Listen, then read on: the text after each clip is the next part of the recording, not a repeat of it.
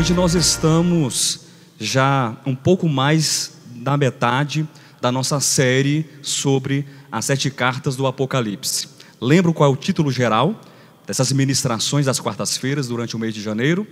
A Era da Igreja, ou melhor, a Igreja ao longo das eras, uma leitura histórica e simbólico-profética da Igreja de Cristo a partir de Apocalipse, capítulos 2 e 3. E hoje nós veremos, conforme a nossa programação de ministrações, nós veremos mais 2 igrejas. E na sequência dessas igrejas, há uma quebra na sequência, conforme vocês veem em Apocalipse, capítulos 2 e 3. Em nossa primeira ministração, nós seguimos uma ordem. Lembram quais foram as igrejas que nós vimos? Nós vimos Éfeso e Esmirna, a mensagem que tratava sobre a igreja no mundo, uma igreja apostólica, uma igreja ortodoxa, ainda com alguns problemas, é claro, uma igreja que abandona o melhor amor, abandona o primeiro amor, mas se abandona o primeiro amor, em dado momento da sua experiência, era uma igreja que continha o quê? Que preservava essa experiência do primeiro amor ou do melhor amor. Então nós vimos essa igreja, Éfeso, e também vimos Esmirna, a igreja no mundo, uma igreja perseguida, uma igreja que, apesar da perseguição, era uma igreja perseverante, uma igreja que amava o Senhor e mesmo em face à própria morte, era uma igreja que tinha constância na fé e no amor. Prosseguindo, nós vimos depois Pérgamo e Tiatira. Lembram da segunda ministração? Quem esteve aqui deve se lembrar. A igreja e o mundo, e esse ele tem na verdade uma importância, é uma adição de fato, é o casamento, onde nós vemos ali no ano 325 da era cristã, o casamento da igreja, que é o surgimento da igreja institucionalizada, é o casamento da igreja com o mundo, ou com o Império Romano. Nós vemos isso em Pérgamo, e vemos também esse desenvolvimento em Tiatira, que é a igreja que depois se torna mais forte, mais poderosa, a igreja, todo o período papal, ou período também conhecido como período medieval. Hoje nós iremos falar um pouco sobre Sardes e iremos quebrar um pouco aqui a questão do prosseguimento das igrejas. Nós não iremos falar de Sardes e de Filadélfia, que é a sequência lógica da apresentação dessas 7 cartas. Eu quero compartilhar com vocês Sardes e Laodiceia. E vocês irão entender por que é feita essa disposição de Sardes e Laodiceia e não de Sardes e Filadélfia. Amém, queridos? Vamos ler aqui. Eu quero convidar você, por favor, a abrir a sua Bíblia em Apocalipse, capítulo 3.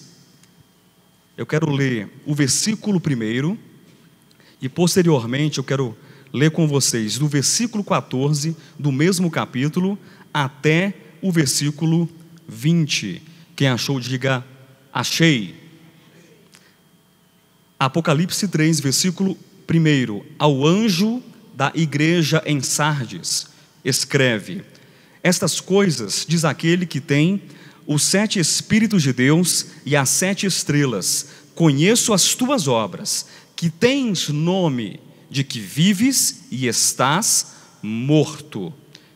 Agora, a partir do versículo 14 até o versículo 20, ao anjo da igreja em Laodiceia escreve: estas coisas diz o Amém, a testemunha fiel e verdadeira, o princípio da criação de Deus. Conheço as tuas obras, que nem és frio nem quente. Quem dera fosses frio ou quente. Assim, porque és morno e nem és quente nem frio, estou a ponto de vomitar-te da minha boca. Pois dizes: estou rico e abastado, e não preciso de coisa alguma, e nem sabes que tu és infeliz? Sim, miserável, pobre, cego e nu. Aconselho-te que de mim compres ouro refinado pelo fogo para te enriqueceres, vestiduras brancas para te vestires, a fim de que não seja manifesta a vergonha da tua nudez, e colírio para ungires os olhos, a fim de que vejas. Eu repreendo e disciplino a quantos amo. Sê, pois, zeloso e arrepende-te. Eis que estou à porta e bato. Se alguém ouvir a minha voz e abrir a porta, entrarei em sua casa e cearei com ele e ele comigo. Os irmãos devem estar se lembrando que a nossa perspectiva dessa série de mensagens sobre a igreja ao longo das eras é uma perspectiva muito mais simbólica do que histórica e profética. Então esse é o gancho das ministrações. Esta é a essência e a importância que nós devemos dar nessa perspectiva da leitura das 7 cartas. Por quê? Porque a mensagem de cada uma dessas 7 cartas, ela pode se repetir em qualquer momento da história da igreja, tanto individualmente como também coletivamente. E é importante nós termos isso em mente, ter essa ciência. Eu vou repetir, os irmãos, por favor, não fiquem chateados com isso, mas é o termômetro espiritual da fé. Quando nós olhamos para a história das 7 igrejas, eu preciso ter essa história como um termômetro e verificar: será que eu estou adoecido?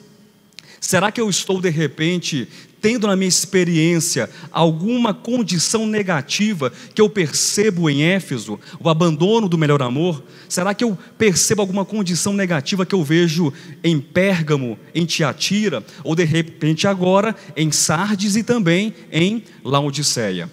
Se nós olharmos para a história da igreja, e apesar de termos uma visão e uma perspectiva simbólica, mas a história, ela nos serve de um eixo, de um trilho, para que nós possamos verificar o que aconteceu e aplicar para nossas vidas. Se nós olharmos para a história da igreja, onde nós vamos posicionar essas duas igrejas? Ora, Sardes, historicamente falando, ela está situada, ela está posicionada no bloco referente à história da Reforma Protestante. Os irmãos todos sabem da Reforma Protestante, que ocorreu no ano de 1517, por intermédio de um grande reformador, pelo menos ele encabeçou a Reforma Protestante, um homem chamado Martinho Lutero. Então a Reforma Protestante é o marco que sinaliza historicamente a base da igreja em Sardes, que pelo próprio nome significa reforma, é a igreja reformada. Mas nós adentramos um pouco mais. Eu particularmente considero que esse período de Sardes, ele não é apenas no século XVI, porque no século XVI nós temos a igreja reformada, mas nós temos que olhar os frutos ou o produto, as consequências da própria Reforma Protestante. Se os irmãos analisarem a história da igreja, irão perceber que muitas igrejas históricas que hoje nós conhecemos nasceram nos anos seguintes. Elas são fruto da Reforma Protestante, nasceram no século XVII. Então nós podemos considerar como base de estratificação da história de Sardes o século XVI, propriamente dito, onde ocorre a Reforma Protestante, e também o século XVII, onde nós vemos as filhas, nós vemos o produto, nós vemos a frutificação do laboroso trabalho de Reforma Protestante. Muito bem, mas nós também iremos falar hoje sobre Laodiceia. Nós iremos pular o século XVIII, que é um século que fala sobre Filadélfia. Nós iremos gastar 2 mensagens para falar somente de Filadélfia, mas nós vamos falar sobre Laodiceia, que é a igreja moderna.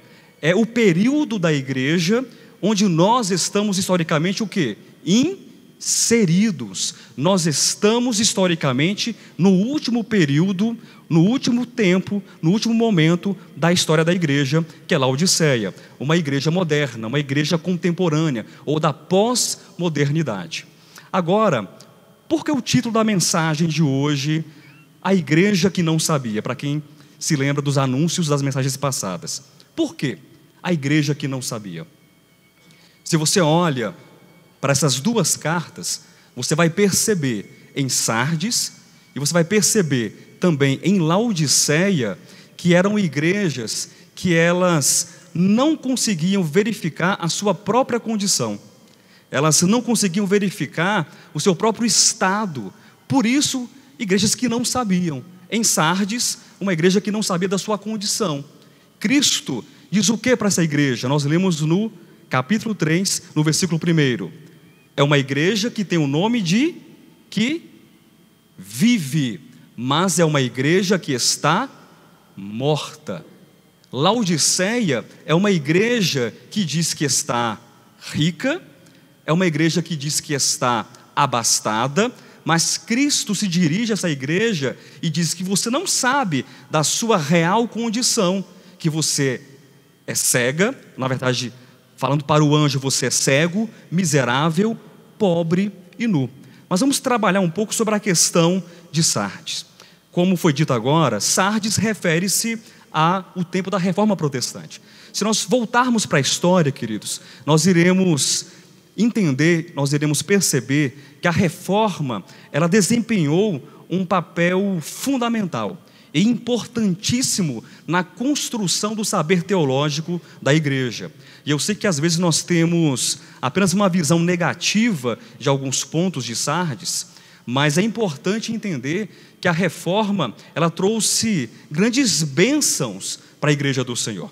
Não sei se você considera dessa maneira, mas imagine só, a igreja anterior, o período da igreja medieval, da igreja católica apostólica romana, uma igreja em que a palavra ou as verdades estavam ali encarceradas, porque apenas o clero, apenas um grupo, e nós vimos sobre isso, os nicolaítas, aqueles que detinham, digamos, entre aspas, a autoridade, o domínio, a sabedoria, eles intermediavam na visão deles, faziam uma ponte entre a salvação, entre Deus e os homens. Era uma igreja que detinha o monopólio da verdade, que detinha o monopólio da santidade, detinha o monopólio da verdade da Bíblia.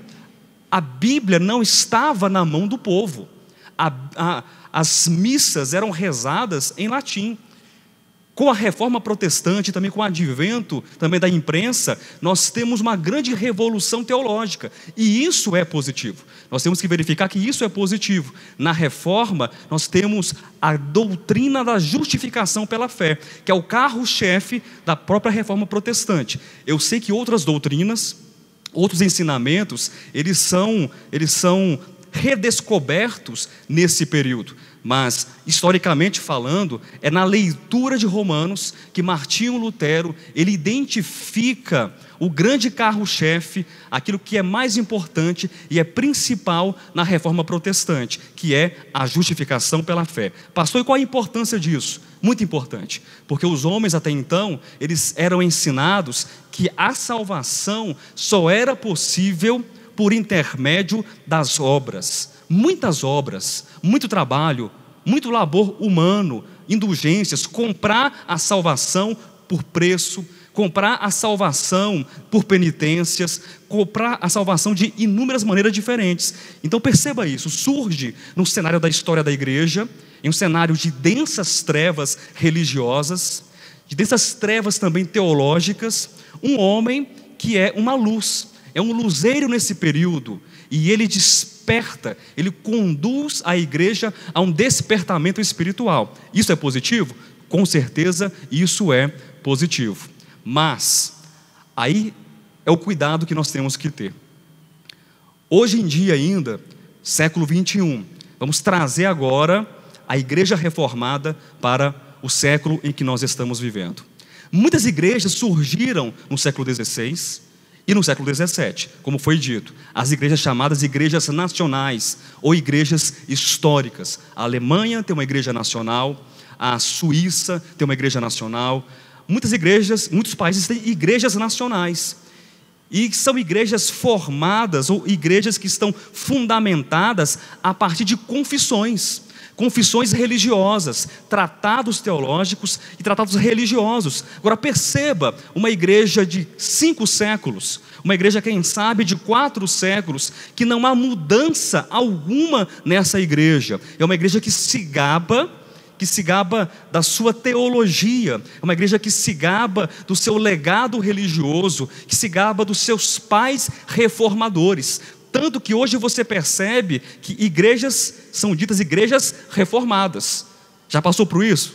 Alguma pessoa perguntasse para você: você faz parte de uma igreja reformada?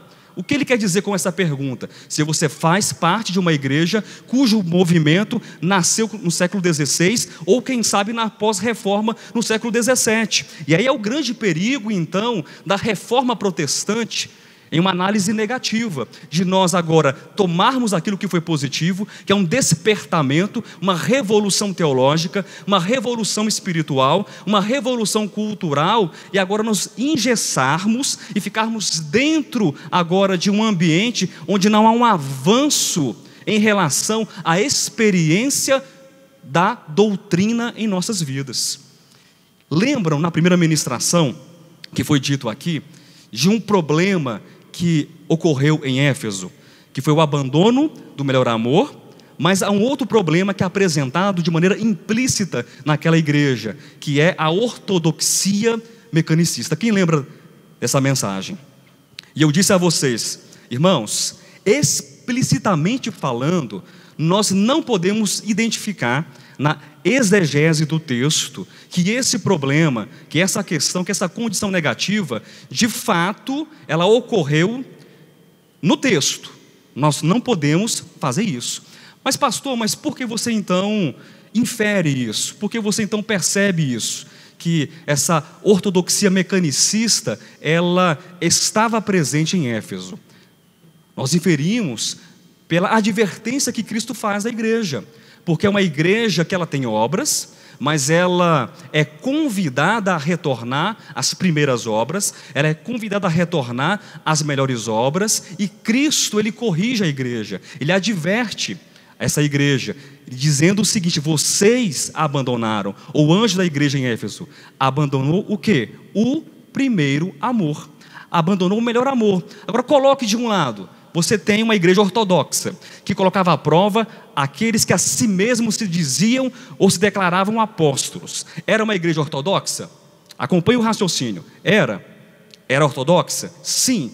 Uma igreja que tem a capacidade intelectual, que tem a capacidade teológica e exegética de colocar à prova aqueles que se dizem e declaram apóstolos. Ela é uma igreja ortodoxa. Mas do outro lado, há uma advertência, há uma repreensão do próprio Cristo, dizendo: vocês abandonaram o melhor amor. Ela era destituída de uma essência, de um caráter, de uma característica cristã de fato, que era o amor, que é o nosso combustível, que é aquilo que motiva, que move a nossa experiência, a nossa vida cristã. Então a ortodoxia dela, embora o texto não aponte explicitamente, era uma ortodoxia que estava ali apontando, eu repito, apontando para um problema que viria a ser colhido futuramente. O problema da ortodoxia mecanicista agora é uma realidade em Sardes. Por que, pastor Josué, que esse problema que era apontado em Éfeso, agora você diz, declara alto e bom som, que é uma realidade em Sardes? Ora, porque o texto que nós lemos, Cristo se aproxima dessa igreja dizendo: vocês dizem que estão vivos. Ó, o anjo da igreja, você diz que está vivo. Qual a sua aparência? É uma aparência de quê? De saúde. Qual a sua aparência? O seu status é uma aparência de quem está vivo. Mas qual é a sua realidade? No fundo, você está morto. E se nós juntarmos essas peças, esse quebra-cabeça, e sabendo que não existe na história da igreja mais ortodoxa, com exceção de Éfeso, do primeiro século, não existe igreja mais ortodoxa do que a igreja reformada, eu entendo que a igreja reformada, a igreja do século XVI, a igreja do século XVII e as igrejas do século XXI, que fazem parte historicamente de um movimento da reforma, são igrejas que infelizmente podem cair no erro da ortodoxia mecanicista. E nós já explicamos essa questão algumas vezes para os irmãos. O que é a ortodoxia mecanicista? É você ter a verdade, é você ter os fundamentos bíblicos, é você saber explicar a justificação pela fé, a redenção, a graça, a misericórdia, o batismo, o tipo de batismo, você saber explicar cada uma das doutrinas apostólicas, você tem as ferramentas em suas mãos, mas você não tem a experiência daquela ferramenta em você. Nós não podemos confundir, queridos, que embora a doutrina seja importante, a doutrina seja necessária, a doutrina jamais pode ser confundida com Cristo. Quem entendeu, diga amém. A doutrina, ela aponta para Cristo? Sim ou não? A doutrina bíblica e apostólica, ela aponta para Cristo? Sim, a doutrina aponta para Cristo. A doutrina, ela fala a respeito de Cristo, ela explica aquilo que nos é possível entender a respeito de Cristo. Mas a doutrina não é sinônimo de Cristo. A doutrina não é Cristo. Pastor, mas eu acho que isso é pesado demais. Isso aí é muito pesado. Sim, é pesado, mas é verdade. É verdade, porque tome a doutrina. Tome a melhor doutrina que você puder extrair das Escrituras. Ó, aquilo que é mais nobre, aquilo que é o suprassumo da verdade. Tome apenas a doutrina. Leia os melhores livros de teologia. Busque os mestres que têm a maior capacidade intelectual de exposição das Escrituras, em qualquer lugar do mundo. Apenas leia, leia, leia, leia, leia. Se você ler, se você dominar, se você souber explicar aquela doutrina, cada texto, na sua língua original, o que aquele texto significou naquele tempo, a evolução histórica, a dogmática daquele tema. Mas se você não experimentar, vamos falar sobre batismo. Batismo no Espírito Santo, é doutrina? É doutrina? Sim. Batismo no Espírito Santo, você pode saber explicar. E olha que é um tema controverso, sim ou não? Não é controverso? Porque nós entendemos que batismo no Espírito Santo é a nossa união com Cristo, é a salvação que nós temos em Cristo. Há quem entenda, há quem diga que batismo no Espírito Santo é o tipo de poder que o crente recebe e fala em línguas estranhas e recebe uma capacidade espiritual para expulsar demônios, curar enfermos e falar línguas estranhas. Mas enfim, eu não quero entrar nessa questão, nesses méritos. Mas tomemos o batismo no Espírito Santo. Você sabe explicar dogmaticamente, historicamente, toda a evolução, os prós, os contras, os textos, todos. Mas se você não experimenta a sua união com Cristo, se você não experimenta a morte de Cristo, se você não experimenta a ressurreição de Cristo, isso é batismo na sua vida? Não é batismo real, eficaz, não é batismo. Então, a igreja que não sabia, Sardes, é uma igreja que tem uma aparência de formosura, tem uma aparência de vida, ela tem uma aparência e tem um status de que fala bem, de que se veste bem, de que se comunica bem, de que tem os melhores professores e doutores e mestres, mas no fundo, ela é morta. Sabe aquele defunto, bem maquiado? Já foram num velório em que o defunto está muito bem alinhado, sabe? Vestiram no defunto o melhor terno que o dinheiro pode comprar. O caixão dele é o mais caro e está super produzido, mas ele está o quê? Morto, gente. A realidade é que o defunto, é redundante, né? Mas o defunto está o quê? Está morto, não tem outra palavra, não tem outra coisa a se dizer. E é um grande perigo. É um perigo para as igrejas reformadas, é um perigo para qualquer igreja. A mensagem de advertência de Cristo para nós, não apenas profeticamente falando, porque nós já passamos por esse período, século XVI e século XVII, mas para nós hoje, individualmente falando ou coletivamente falando, a pergunta é: o que é que eu estou fazendo com as doutrinas que eu tenho recebido? Eu me gabo delas? Eu me orgulho delas? Eu coloco elas num pedestal? Eu lustro as minhas doutrinas? Eu coloco elas em cima da minha mesa e fico me orgulhando do quanto que eu sei das doutrinas? Ou a doutrina, além de poder ser identificada, explicada e exposta a partir das Escrituras, a doutrina é pão que me alimenta? A doutrina é água que mata a minha sede. A doutrina me leva ao Cristo que é vida, que é cura, que é essencial para a minha vida, para a minha experiência. Então, se a doutrina para você é apenas um conjunto de regras, de não faça, não faça, ou daquilo que teologicamente pode ser explicado, você está na direção errada. Então o seu termômetro espiritual acusa isso, você precisa reagir positivamente e não permitir que o problema que foi indicado em Éfeso, que agora é uma realidade em Sardes, que é a ortodoxia mecanicista, seja um problema que faça parte da sua experiência de vida. Então, essa questão, ela é muito importante, queridos, porque às vezes a gente toma as doutrinas apenas como doutrinas, e a gente não consegue perceber o avanço negativo de que a má compreensão daquela doutrina pode trazer para a nossa experiência. Porque o abandono do melhor amor, lá em Éfeso, no primeiro século, 15 séculos depois, ocasionou o quê? Uma igreja orgulhosa, que tem uma ortodoxia mecanicista, mas é uma igreja que não tem o quê? A essência e a vida do primeiro e do melhor amor.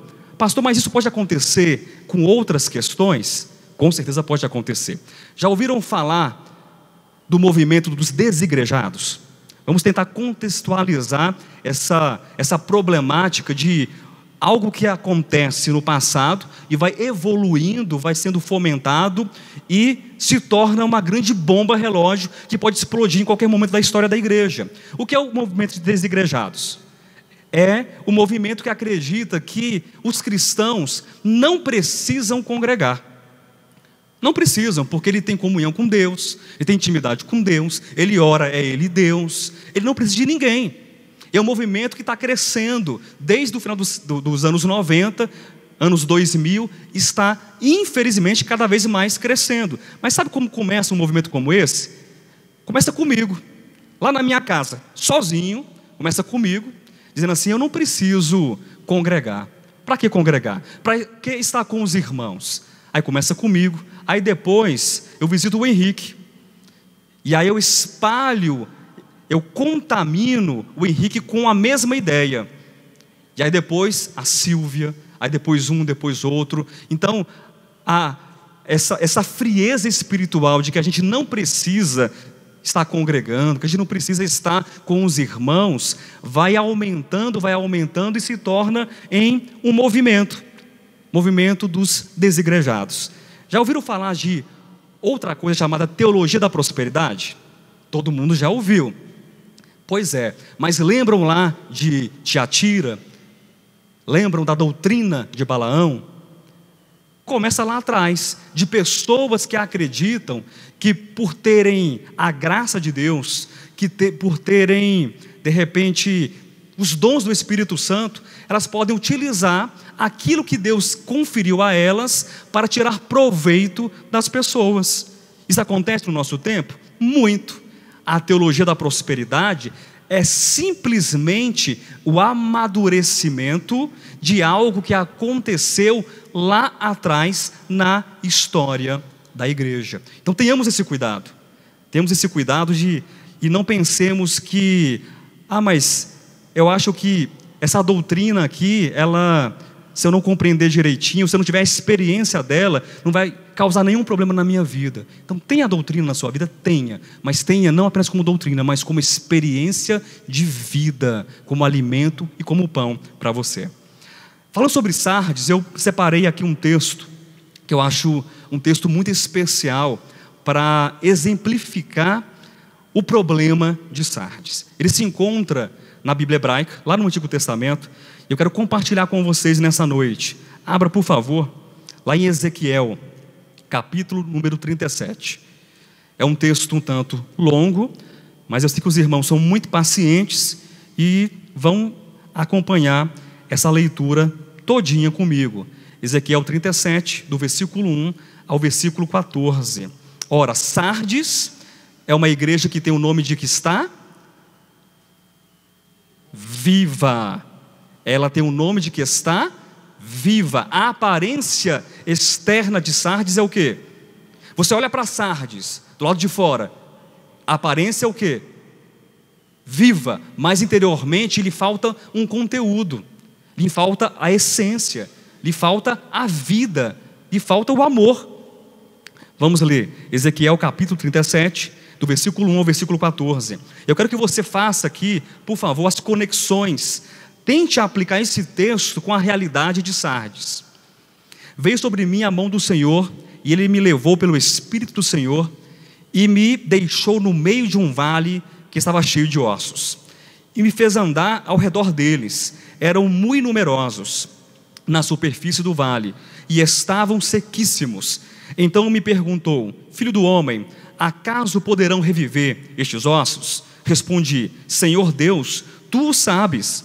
Disse-me ele: profetiza a estes ossos, e dize-lhes: ossos secos, ouvi a palavra do Senhor.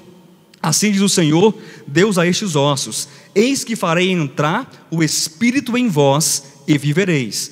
Preste atenção no texto. Porei tendões sobre vós, farei crescer carne sobre vós estenderei pele, e porei em vós o Espírito, e vivereis, e sabereis que eu sou o Senhor. Então profetizei segundo me fora ordenado. Enquanto eu profetizava, houve um ruído, um barulho de ossos que batiam contra os ossos, e se ajuntavam cada osso ao seu osso. Olhei, e eis que havia tendões sobre eles, e cresceram as carnes, e se estendeu a pele sobre eles, mas não havia neles o Espírito.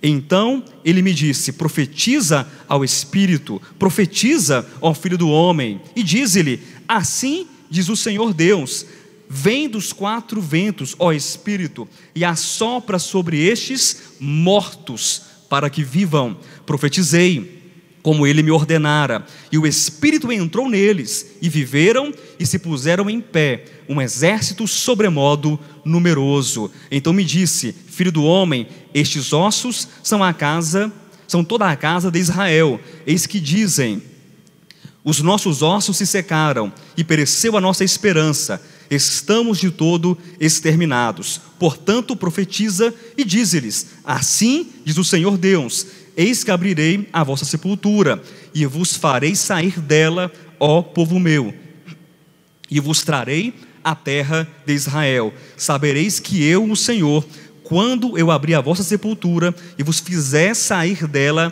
ó povo meu, porei em vós o meu Espírito, e vivereis, e vos estabelecerei na vossa própria terra. Então saberei que eu, o Senhor, disse isto, e o fiz, diz o Senhor. Amém. Texto longo, mas um texto que serve para nós como uma referência alegórica para a condição de Sardes. Havia um numeroso exército, mas até então, antes do Espírito ser soprado, antes do Espírito ser introduzido e insuflado naqueles corpos, possivelmente eram corpos belos, eram corpos que estavam totalmente ali organizados e montados. Era um vale de ossos secos. Imagine a igreja medieval, um vale de ossos secos. Mas vem um Espírito e começa a organizar, a colocar cada osso no seu devido lugar, a colocar cada coisa no seu devido lugar. E tem os ossos, e tem os tendões, e tem a carne, e tem os músculos, e tem a pele, e tudo está certo, mas ainda assim falta algo, que simplesmente, meu irmão e minha irmã, é o mais importante: é o Espírito. Pastor Josué, e qual lição nós devemos extrair de Sardes, ou do vale de ossos secos? Não importa quão formosos nós sejamos, externamente falando, não importa quão organizada seja a nossa igreja, não importa quão ortodoxa, e perceba em nome de Jesus, não estou falando mal da ortodoxia, nós temos que ter clareza sobre isso. Não importa quão ortodoxa seja a nossa igreja, se nós não formos tomados, preenchidos, guiados pelo Espírito de Deus, nós somos um exército numeroso, belo, bem vestido, ortodoxo, mas nós não passamos de mortos. Será que isso incomoda seu coração? Se não incomoda, deve incomodar, porque tem muito defunto andando por aí, e de repente eu possa estar também numa condição parecida como essa. Mas há uma esperança para aqueles que estão nessa condição. Há uma saída para aqueles que estão nessa condição. É o Espírito. O Espírito é a vida. O Espírito é o conteúdo. O Espírito é a essência. Lembram que Éfeso é a igreja que abandona o primeiro amor? Todo o problema começa lá atrás. É com o abandono do primeiro amor que vai desencadeando uma série de problemas, uma série de consequências terríveis e danosas por toda a história da igreja. Então, o convite a nós é que nós sejamos preenchidos, aquecidos pelo conteúdo da vida. E o conteúdo da vida não é o conhecimento intelectual, o conteúdo da vida é o amor. É o amor. Colossenses capítulo 3, versículo 7, se não me falha a memória. Se não for o 7, vocês procurem o 8, o 9, o 10. Mas é um texto que Paulo diz que o amor é o vínculo da perfeição. Já leram esse texto alguma vez? O amor é o vínculo da perfeição. O que é vínculo?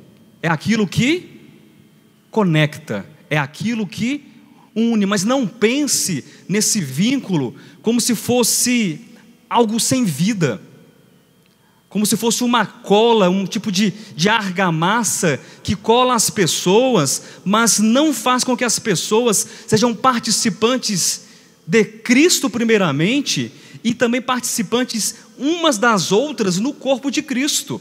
O vínculo é o amor é o vínculo da perfeição. Oi? 3,14, muito obrigado, irmã. Colossenses capítulo 3, versículo 14. Então a igreja, ela precisa ter esse preenchimento espiritual. Caso contrário, nós seremos um vale de ossos secos, ou, na melhor das hipóteses, você vai ser um defunto bem vestido, com os tendões no lugar, com a pele no lugar, bem maquiado, num caixão caro, mas infelizmente você será um defunto na fé, na graça, na experiência com Cristo. Queridos, eu sei que isso é forte, mas eu não consigo ter uma percepção, uma leitura diferente da simbologia de Sardes. Eu não consigo ver nada diferente quando eu leio o Apocalipse 3, versículo 1, que você tem o nome de que vive, mas você está morto, você não sabe da sua condição.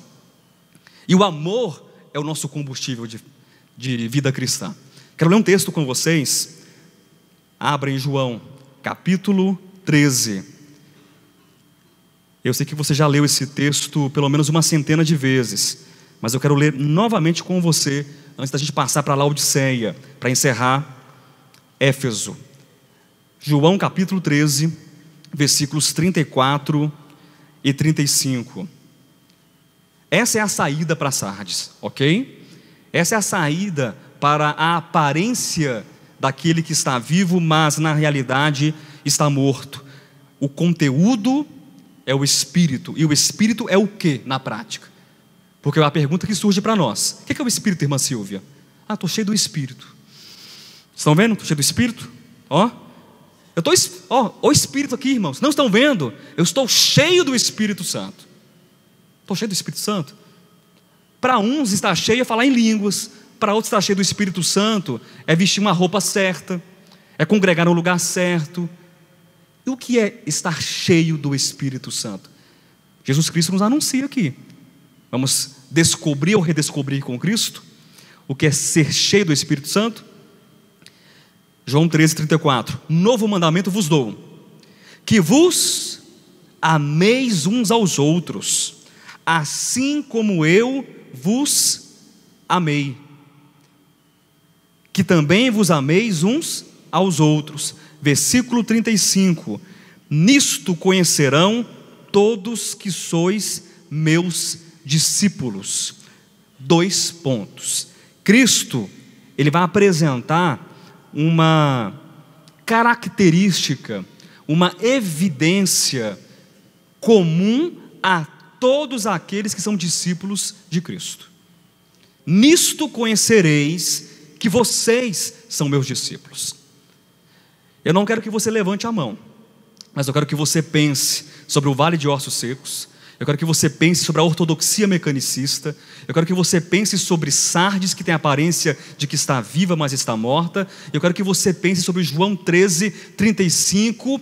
E eu quero que você pense se você é ou não um discípulo de Cristo. Não levante a mão, eu sou discípulo, eu sou. Não levante, não precisa. Eu quero que você pense sobre isso. Se tiverdes amor uns aos outros. Só isso, pastor? Só isso.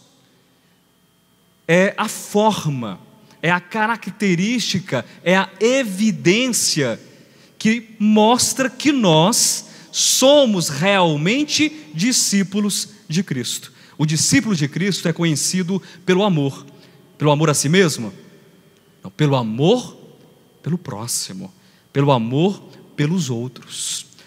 Porque se não temos essa característica, nós podemos ter uma boa roupagem, mas nós infelizmente caímos na característica degradante ou degradada de Sardes. Vamos voltar lá para Apocalipse, capítulo 3? Vamos lá, queridos. Deixa eu ler novamente aqui. Eu quero ler o versículo 15, 16 e 17. Quem achou, diga amém. Diz assim: Laodiceia, agora vamos sair de Sardes, a igreja que não sabia que estava o quê? Morta. E Laodiceia é uma igreja que não sabe também. Mas o problema de Laodiceia, ele é um tanto que diferente de Sardes. Talvez acumule o de Sardes e tem algo a mais. Laodiceia é a igreja que também não sabia. Versículo 15: Conheço as tuas obras, que nem és frio nem quente. Quem dera fosses frio ou quente. Assim, porque és morno e nem és quente nem frio, estou a ponto de vomitar-te da minha boca. Pois dize: estou rico e abastado, e não preciso de coisa alguma, e nem sabes que tu és o quê? Infeliz, sim, miserável, pobre, cego e nu. O problema de Laodiceia é uma igreja que ela não sabe que ela é miserável, não sabe que ela é infeliz, não sabe que ela é pobre, que ela é cega e que ela é nua. Mas acontece de repente isso, ela simplesmente chega numa condição de não saber que ela é cega de fato, miserável. De repente que isso acontece? Não. Os problemas, eles são plantados, eles são como sementes, e vão evoluindo, vão crescendo. O problema dela não conseguir constatar ou verificar a sua real condição está aqui no versículo 15, porque é uma igreja o quê? É uma igreja fria, hein? Uma igreja que não é batizada com o Espírito Santo, é isso? É uma igreja muito quente, demais. É o quê? É uma igreja morna. E o morno, ele indica o quê? É um meio termo. O morno é morno. O morno, ele é um pouco de frio? Tá, intermediando. O morno é um pouquinho de quente? Também. Mas o morno, ele está no meio termo. O morno não sabe se ele é frio ou não sabe se ele é quente. Tanto que Cristo, ele diz assim: quem deras que você fosse frio ou quente, quem dera você fosse definido. Defina a sua posição. Defina se você é frio, defina se você é quente. Isso não é espiritualmente, viu, queridos? Porque o irmão é frio, o irmão é quente, não tem nada a ver com isso. Cristo está nos ensinando aqui que a igreja de Laodiceia é uma igreja indefinida, é uma igreja indiferente, que portanto não sabe da sua real condição. Ela não sabe que ela de repente está como Sardes também, está morta, que ela precisa de ajuda, mas não vê a sua condição. E indiferença, meu irmão, preste atenção no que eu vou falar. Indiferença é um dos piores problemas espirituais que um crente pode ter. É um dos piores problemas espirituais, é a indiferença. Por quê? Porque a pessoa chega para a pessoa e fala assim: olha, você precisa de ajuda. Você precisa seguir por essa direção aqui. Você precisa congregar, você precisa de Deus, você precisa disso, aquilo, outro. E a pessoa escuta aquilo com indiferença. Ela não consegue constatar o problema dela. Sabe uma pessoa que você pega uma agulha e você espeta, e ela não sente nada? Já viu gente assim? Que tem uma pele dormente? Já viu gente assim? Pessoa dormente? É alguém como Laodiceia, indiferente. Irmãos, esse ano, no final de outubro, nós teremos uma grande conferência aqui no ministério. Entra por aqui, sai por aqui, a pessoa se envolve. Para que se envolver? É mais uma conferência. Eu já ouvi tantas conferências. Irmãos, domingo que vem nós teremos uma ministração extraordinária para dar prosseguimento à consciência crística. Gente, mas estou escutando consciência crística já tem 5 anos já. Indiferente. Nós iremos ministrar durante todo o mês de janeiro, nas quartas-feiras, mensagens que falam sobre as 7 igrejas do Apocalipse. Misericórdia, tem 20 séries de Apocalipse lá no YouTube. Sabia disso não, pastor Josué? Tem umas 20 séries. É Apocalipse demais. Para que mais uma? Indiferença. E essa indiferença que leva a pessoa a uma condição de bater no peito, porque eu sou indiferente, porque eu não preciso de mais nada. Eu digo o quê? Que eu sou rico, que eu sou abastado, de que eu não preciso de nada. Eu preciso de pastor na minha vida? Não. Eu preciso de congregar? Não. Eu preciso dos irmãos? Não. Eu não preciso de nada, porque eu me basto. Eu sou completamente rico e abastado, eu me basto. É um grande perigo. Laodiceia, queridos, é uma igreja perigosa. Sim, a característica de Laodiceia é de grande perigo, porque essa riqueza dela é uma riqueza que vem de séculos atrás. Olhe para a história, quanto conhecimento nós não temos atrás de nós, dos reformadores, dos pais da igreja, quantas experiências nós não temos atrás de nós. Essas experiências da história, elas servem para quê para a sua vida? De uma advertência, de uma correção, de um ensinamento. Quanto que a igreja de hoje, ela é rica. A igreja midiática, uma igreja que você tem inúmeras maneiras de propagar o evangelho de Deus. Você tem pela internet, você tem programas de rádio, você tem de inúmeras formas. É uma igreja rica e abastada, mas é uma igreja que, embora tenha tantos recursos, ela não utiliza esses recursos, o seu legado, a sua herança, para o propósito de Deus, porque ela é indiferente. É uma igreja egoísta, é uma igreja onde o homem é o centro. Pastor, e por que é uma igreja que o homem é o centro? Porque Cristo está onde? Do lado de fora dessa igreja, batendo, querendo entrar para ter comunhão com aqueles irmãos, com aquela igreja. E ela não sabe que é uma igreja infeliz. O que é felicidade? Alguém pode me ajudar? O que é ser feliz para você? Já parou para pensar sobre isso? Feliz é ter dinheiro? Feliz é ter o quê? A felicidade é variável? Sim, é variável. Essa igreja é chamada de infeliz. Por que será que é uma igreja infeliz? Porque é indiferente, pastor, já falou sobre isso. Mas é uma igreja que é infeliz porque ela não tem em Cristo a sua felicidade. Será que Cristo é a minha felicidade? Será que Cristo, Ele é o que me faz feliz? Se Cristo não te faz feliz, se você precisa de outras coisas além de Cristo para ser feliz, pastor, porque se eu perder isso, eu não sei se eu vou ser feliz, eu não sei se eu vou conseguir continuar na igreja. Não sei se eu vou conseguir continuar na fé.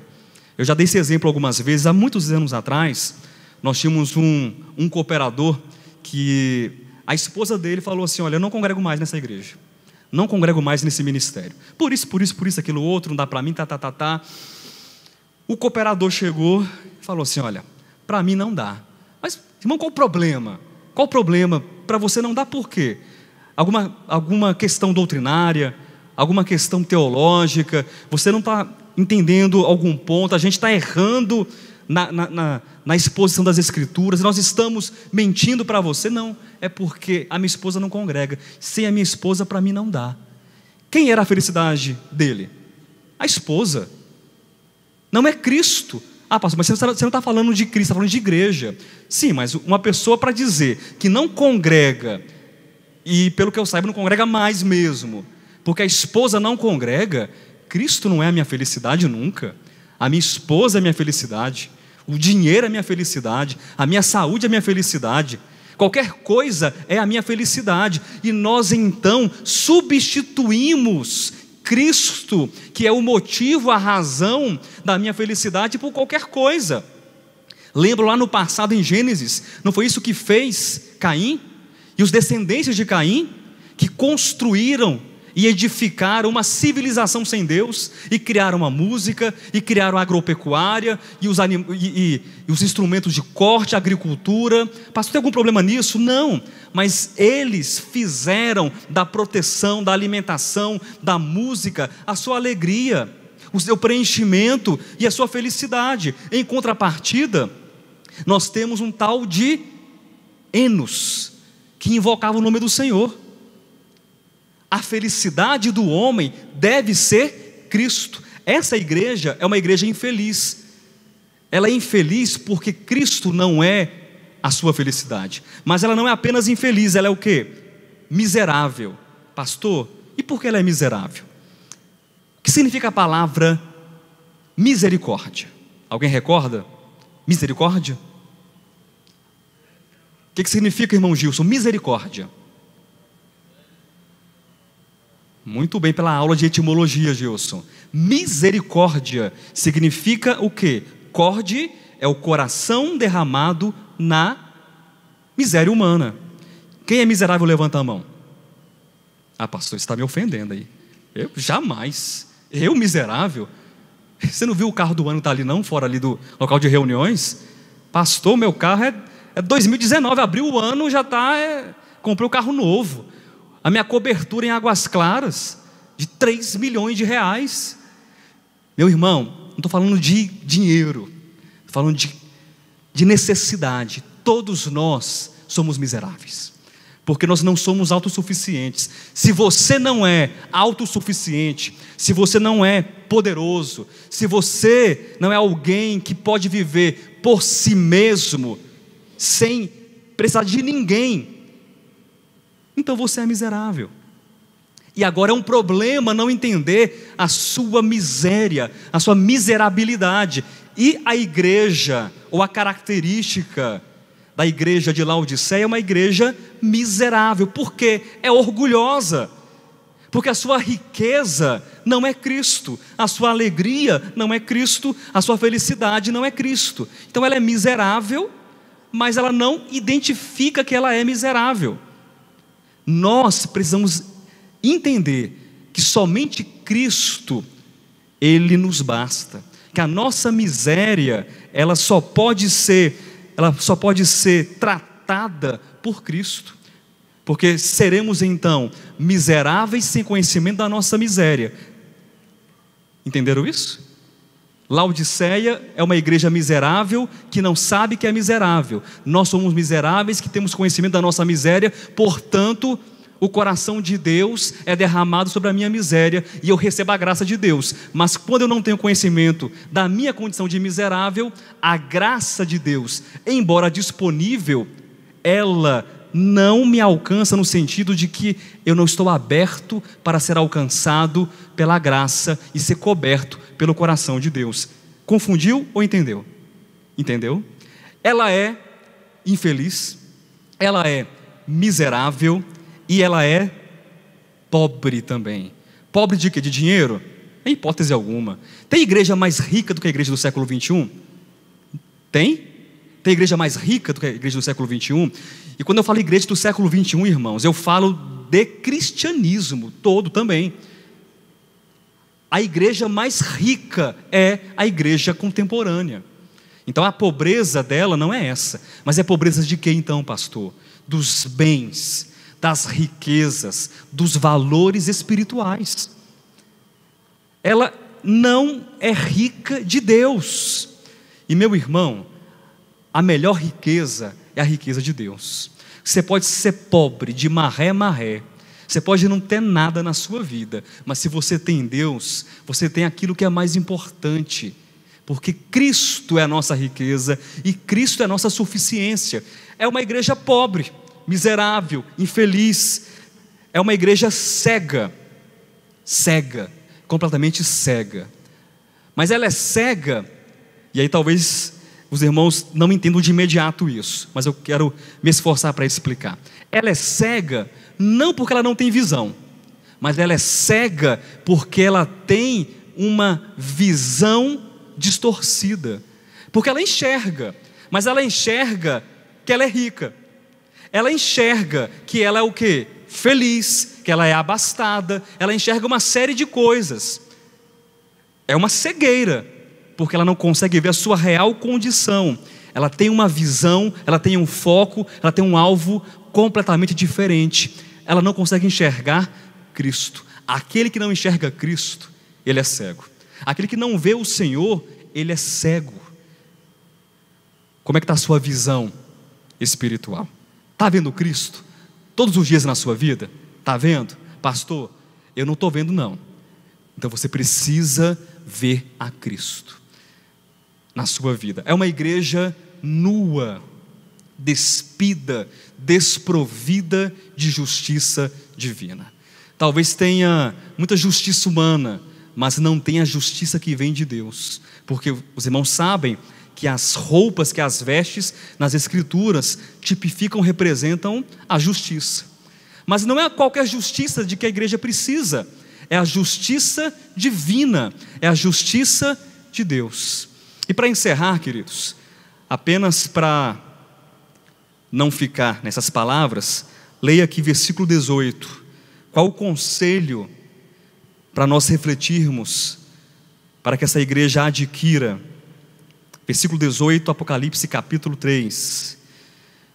Jesus diz o seguinte: aconselho que de mim compres. Comprar, não porque a salvação é comprada, mas o comprar é porque nós precisamos entender que da nossa parte eu tenho que abrir mão de coisas para adquirir a verdadeira riqueza espiritual, a verdadeira visão espiritual, a verdadeira vestimenta espiritual. Aconselho-te que de mim compres ouro refinado pelo fogo para te enriqueceres. Esse ouro é a riqueza divina. Vestiduras brancas para te vestires, a fim de que não seja manifesta a vergonha da tua nudez, que são os atos, que são a justiça que vem de Deus. E colírio para ungires os olhos, a fim de que vejas, para que haja uma contemplação do propósito de Deus. É uma igreja que precisa comprar, adquirir colírio, vestes e ouro, porque é uma igreja que não sabe que é pobre, cega, miserável e completamente nua.